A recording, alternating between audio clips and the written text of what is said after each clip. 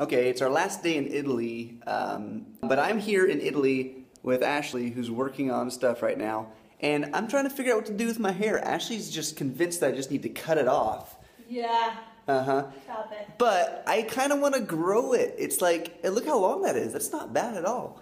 Okay, so basically there's a few options. I can leave it as it is and just keep growing it, or I can clean it up, you know, like buzz the sides again, make it all trim. I'm gonna do it today. Or we can cut it off. Today. After everyone responds to this video and tells me what they think I should do with my hair. Okay, so the options are cut it off, make it short, cool, clean again, which I actually like. Or grow it out long, because I've just never done it, even though I'm grossed out with my own hair right now. Or clean it up as it is, just leave it like this and then clean it, you know? Those are your choices. Cut it in your sleep. She's gonna cut it in my sleep. All right, choose.